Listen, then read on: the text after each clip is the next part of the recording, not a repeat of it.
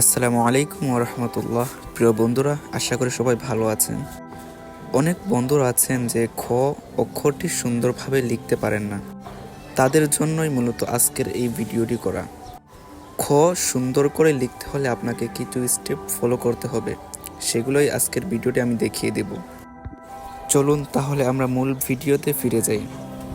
প্রথমে ছোট একটি বিন্দু এঁকে সোজা এর উপর দিকে উঠিয়ে দেব। আমি আপনাদের বোঝার জন্য প্রত্যেকটি আলাদা করে লিখছি, যাতে আপনারা সহজে বুঝতে পারেন। বন্ধুরা, তারপর আমরা সেখান থেকে তীরের মতো বাঁকা করে মাছ পর্যন্ত নামিয়ে আনব, এবং সবার শেষে আমরা যেটা করব সেটা হচ্ছে মাঝখান থেকে হালকা গোল করে নিচের দিকে নামিয়ে দিব। এগুলো হচ্ছে আমাদের খ এর খণ্ড খণ্ড অংশ।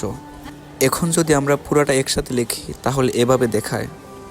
দেখুন, অনেক সুন্দর একটি খ লেখা হয়ে গেল। এবং শেষে পাশ দিয়ে অর্ধমাত্রা এঁকে দেব।